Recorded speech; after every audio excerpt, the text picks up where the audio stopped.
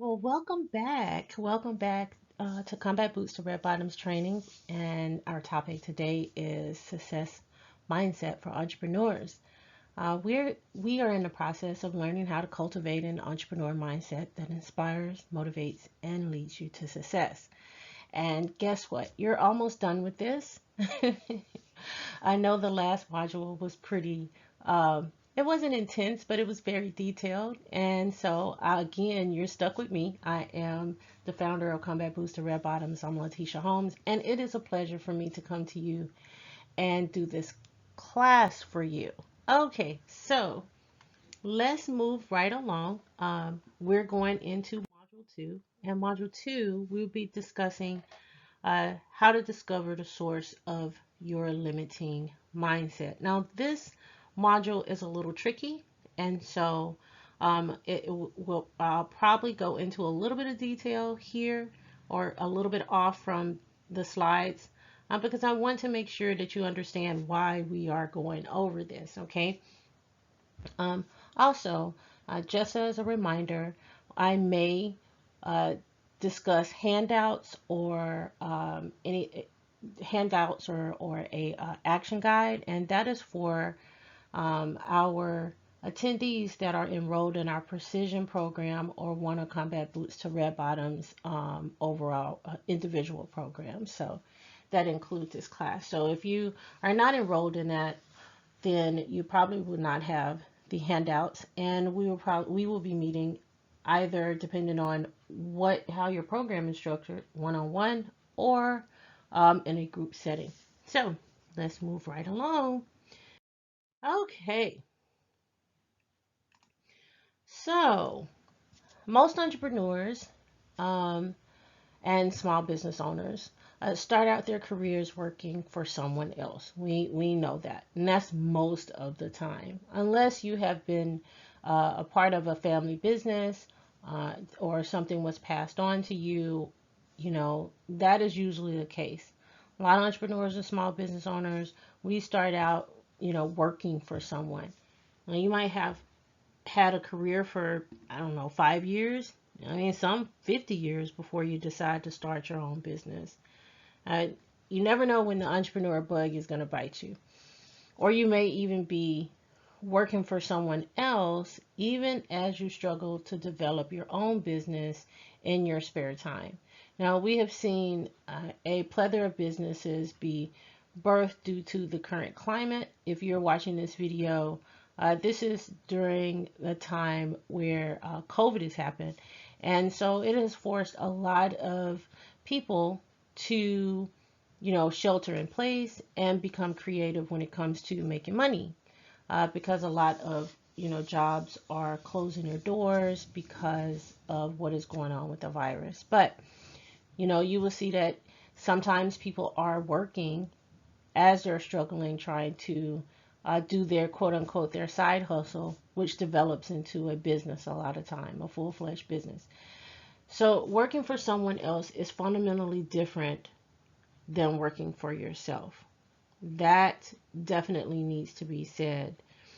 There is an employee mindset, and then there is an entrepreneur mindset, and they are significantly marked different. All right. I repeat, there is an employee mindset, and then there's an entrepreneur mindset. If you have been working for many years for someone else, you may not realize that there is a difference in the mindset.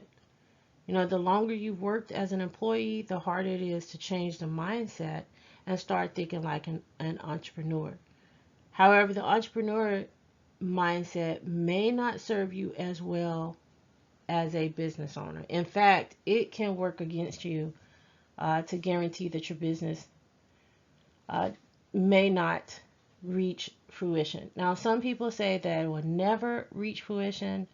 I'm one of those that never say never because I've seen stranger things happen. Okay, so uh, it will be a struggle if you continue to have an employee mindset. So you have to make a shift, right?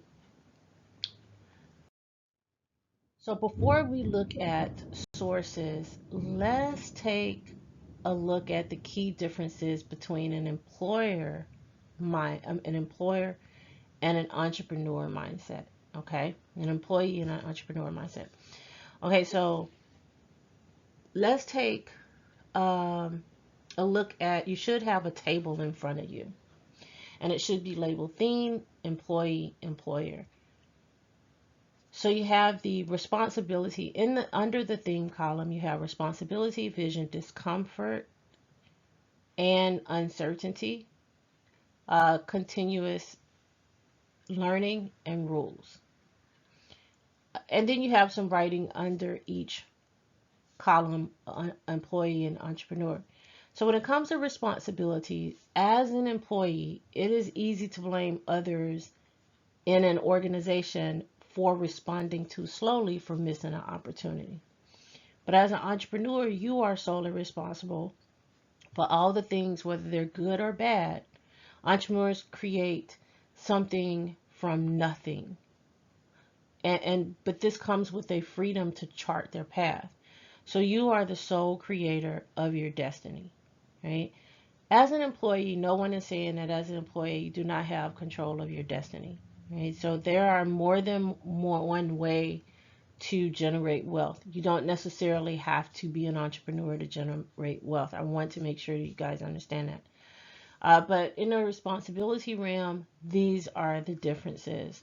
As far as vision, as an employee, you are likely responsible for delivering tasks or accomplishing, short-term goals that, but you are likely not responsible for the long-term goals of the company. So you're a piece of the puzzle for that company's mission, right? As an entrepreneur, you have to focus on both short and long-term goals and vision at the same time, right? So as an employee, you only have to worry about this little box or this piece of the puzzle and applying that particular goal, but you're a small part in a bigger picture. As an employee, when it comes to discomfort and uncertainty, as an employee, you likely did not have the decision, didn't make the decision that had the biggest impact on your company's bottom line. Also, you likely had a team or other people that you work with to make decisions. But as an entrepreneur, discomfort is your new reality. You don't have all the answers. You likely need to make a quick decision, and you probably will not have a lot of input from others. A lot of us are solo entrepreneurs or solopreneurs, and everything falls on you, right? But as an employee, you don't, have to worry about that. Right? Your discomfort is minimum when it comes to that. Continuous learning. As an employee, you have a narrow scope in terms of your job. So any training you complete likely is going to be directly related to the role that you have. But as an entrepreneur, you have to wear many hats, project manager, sales, marketing, IT, finance, you name it. You have to have some type of training in it. You have to have some type of knowledge in that. So as an employee, you don't have to worry about that. You only are worried about the scope of the training that deals with your role in that company. And finally, rules. As an employee, you toe the line, you follow orders from above. There's nothing wrong with that, because rules are, there for a reason and makes things run smoothly. But as an entrepreneur, you aren't interested in the status quo. You always look for ways to improve. So you're not necessarily staying within the rules. You're not confined to that. So beyond the difference in the mindsets between an employer and an entrepreneur, there's also a difference between a small business owner mindset and an entrepreneur mindset. And we're going to go over that. right? So you should see a chart in front of you on the screen. And again, you have three columns, and they are labeled theme, small business owner, and entrepreneur.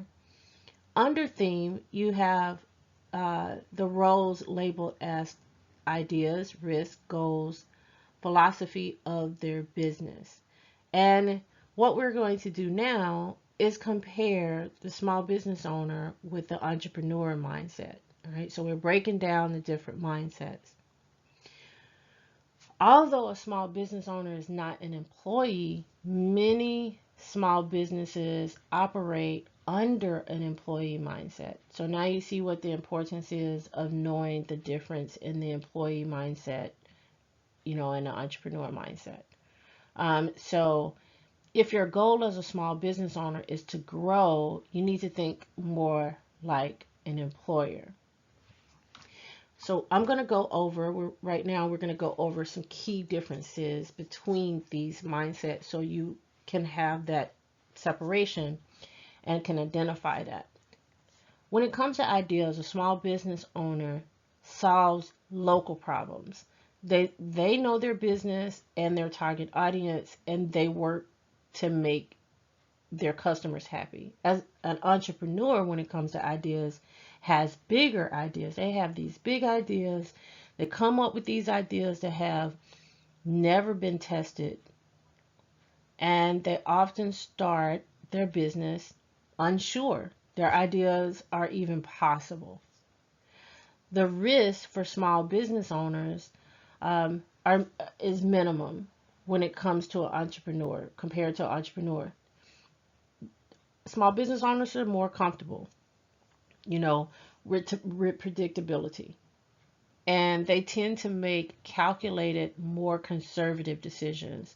But on the other hand, entrepreneurs love risk. They jump in without knowing the outcome. They believe their efforts will be worth the risk. As far as goals, a small business owner focuses more on short-term goals, such as, your daily and weekly goals. They manage their employees, um, work with clients, network, and remain stable. However, an entrepreneur think more long term and they focus on the future. They outsource as much as possible so that they can grow quickly, right? So you're looking at, there's this difference. This is a big difference here. Not to say that entrepreneurs don't focus on daily tasks, and not to say that small business owners don't have a bigger vision or don't look at a long-term focus, right? But for the most part, small business owners are comfortable in that bubble versus entrepreneurs are, more long-term, high-risk takers. Philosophy of their business. There's a difference between a small business owner and an entrepreneur when it comes to that also. Small business owners are attached to their business. This is their baby. Their goal is to hold on to their business or keep it in the family, and they like running the day-to-day operations. However, on the other hand, you have entrepreneurs, their focus is rapid growth, cost reduction, profitability. They set up a business to run without them. If they're going on vacation, the business will still survive. They surround themselves with experts. Okay. Small business owners have a harder time letting go of certain tasks and outsourcing. Okay?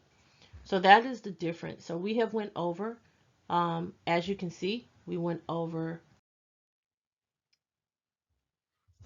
the small business owner versus the small business owner versus the entrepreneur.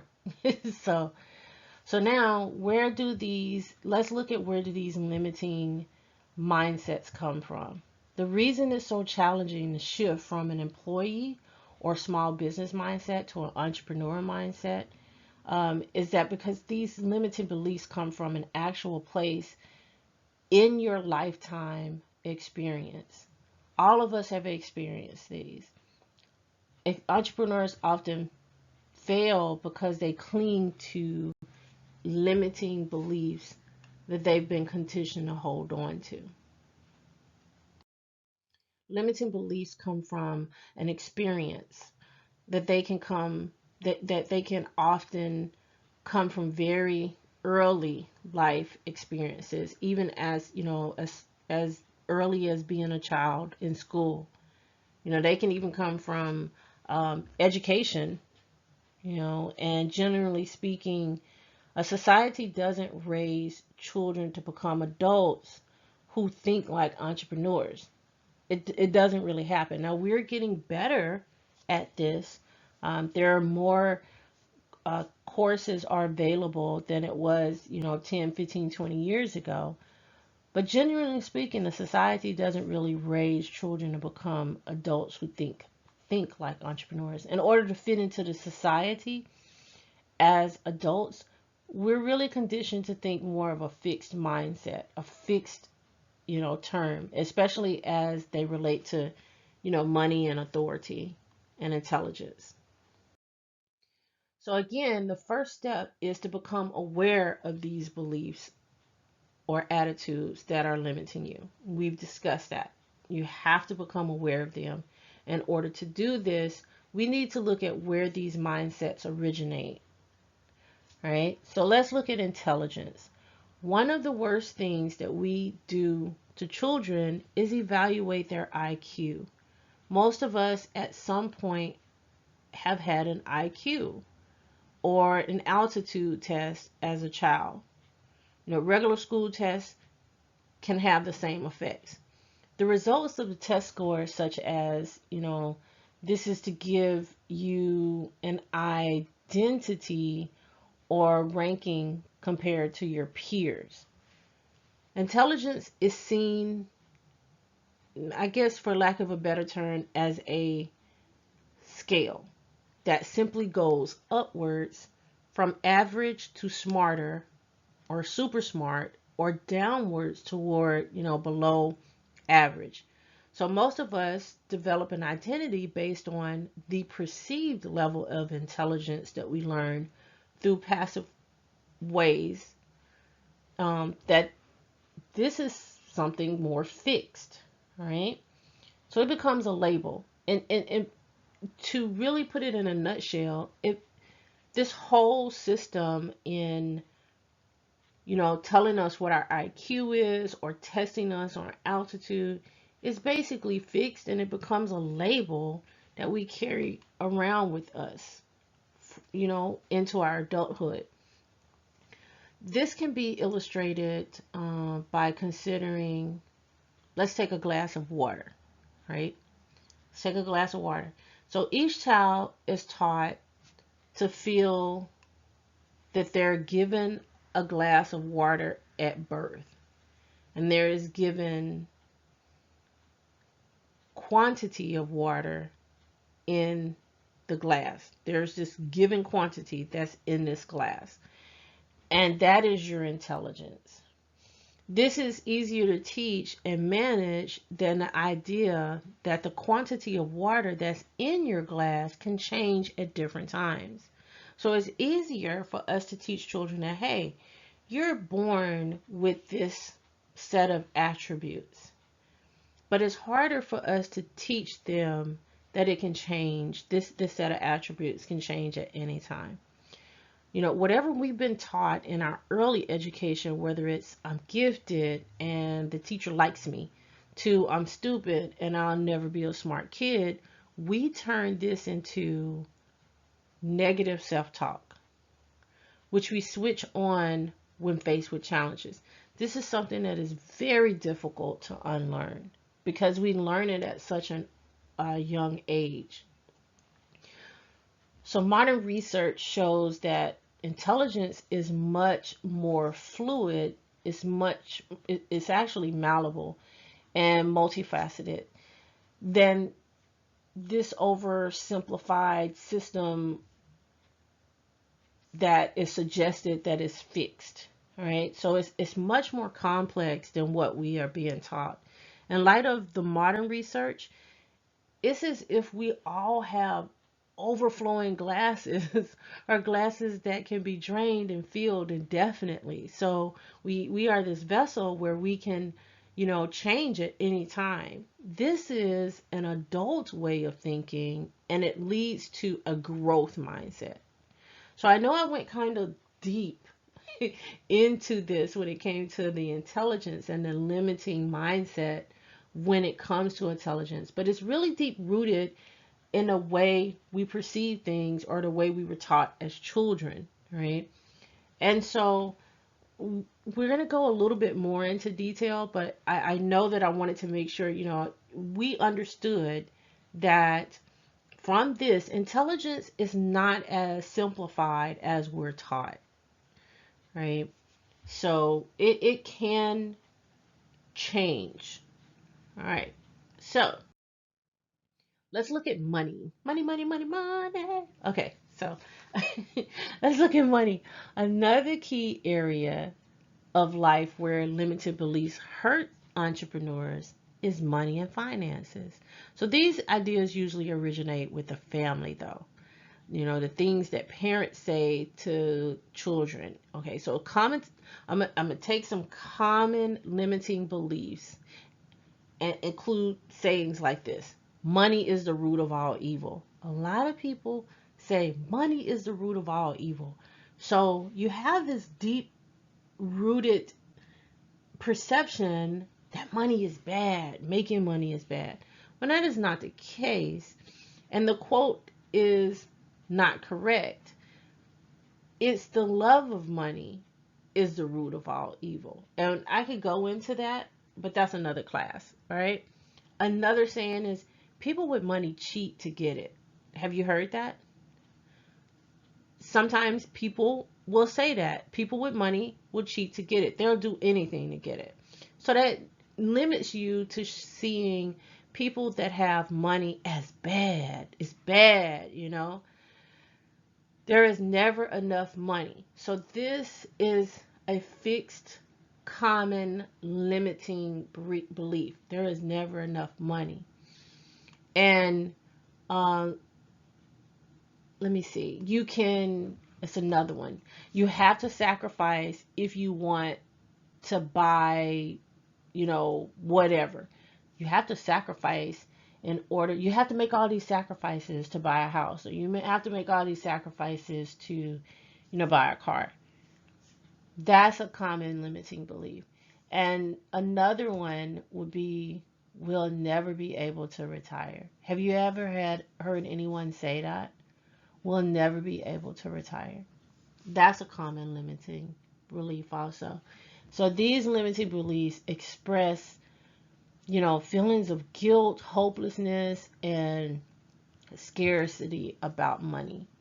And obviously, these are feelings that are not useful for entrepreneurs, because if entrepreneurs had this fixed belief that there was never enough money, they would never be able to retire, these are so restrictive that they wouldn't even try. They wouldn't even be those risk takers, right?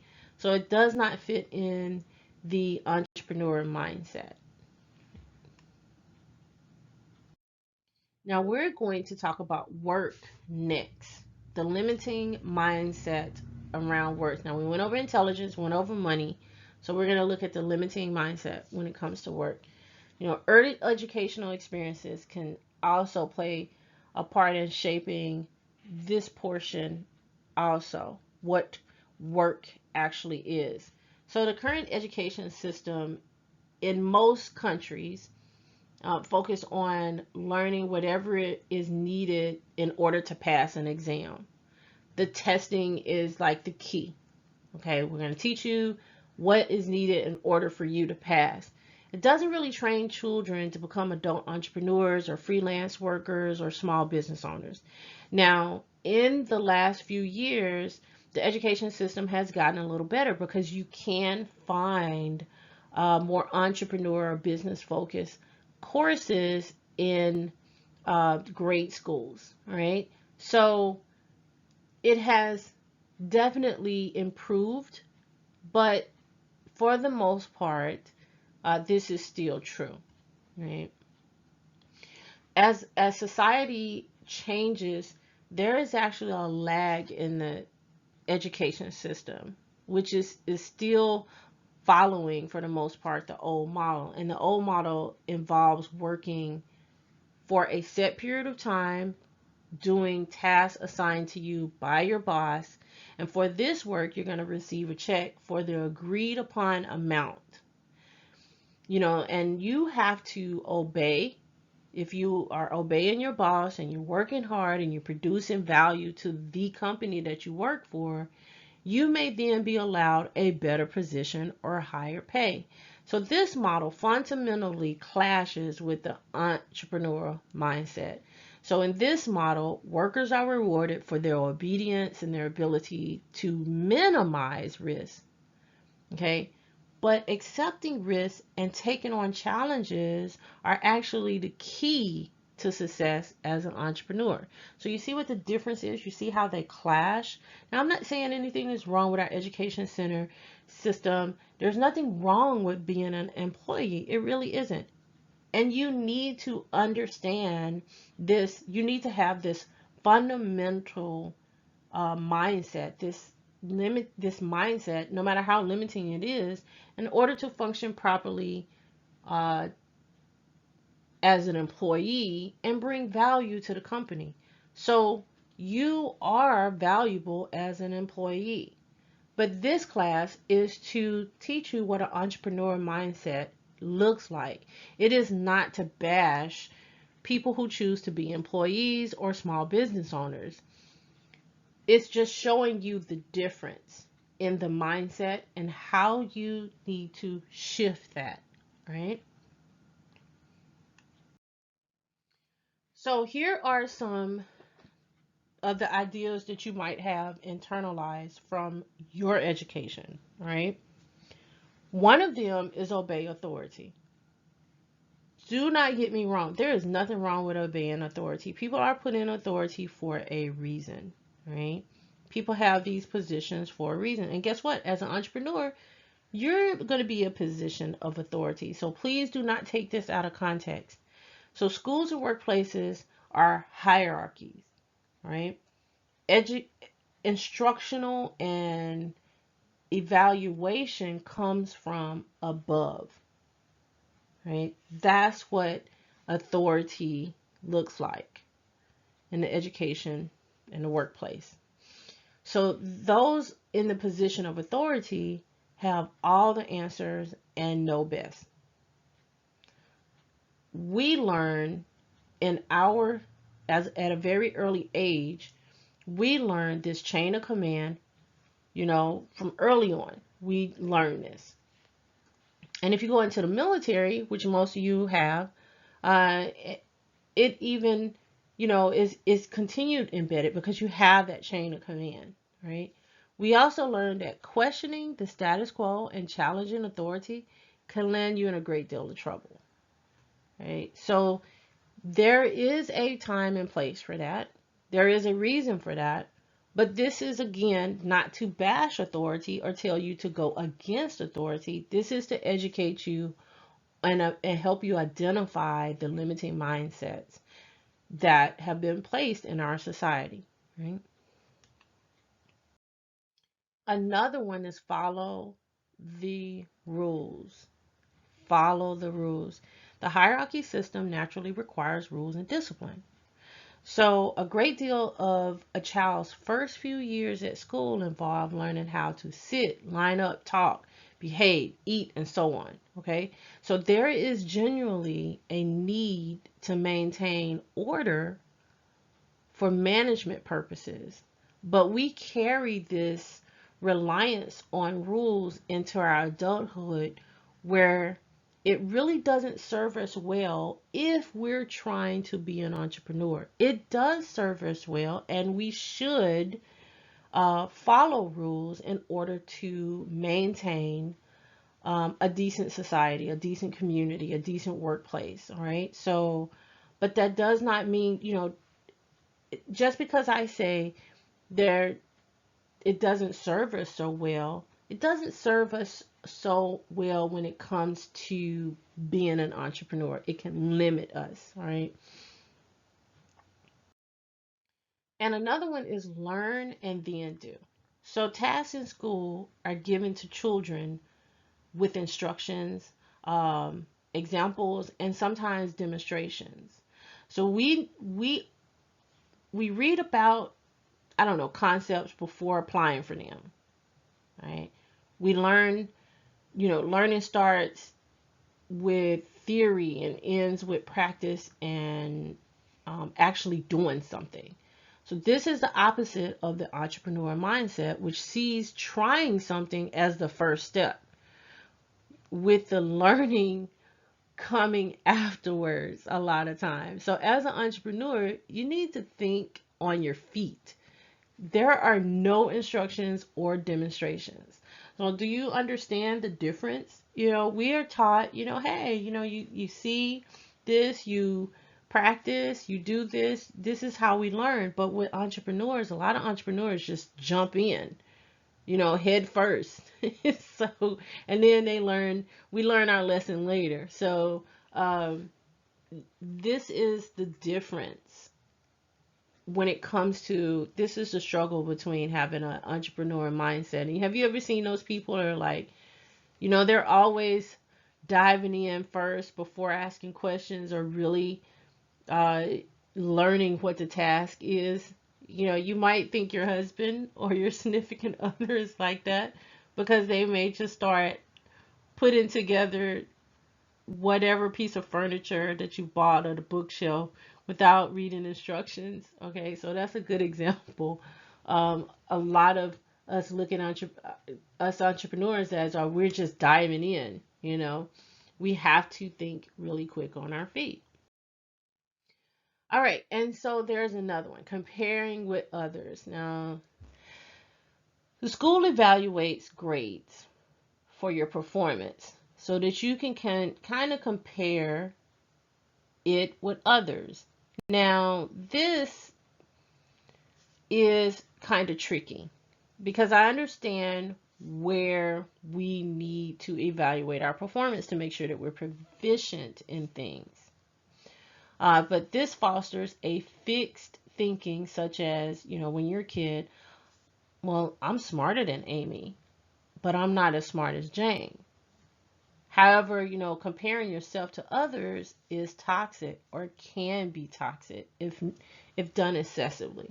So it produces no positive results, but it can lead to a fixed negative thinking that holds you back. So school teaches us to be workers in order to nurture the growth mindset. You need to identify these internalized ideas that we have went over and transform them, right? Now, again, I'm not telling you to go out there and be a rebel, to go out there and just not do, just not follow any rules whatsoever. But you do need to be aware of these limiting, thoughts, so you can overcome them, especially when you're struggling as an entrepreneur. So, do you have any questions before I go into the action step for those of you who are enrolled in our precision program, precision guided program, or who is enrolled in a specific Combat Booster Red Bottoms program? All right. So if you have any questions, uh, remember to send me those questions if you are enrolled in those in the program.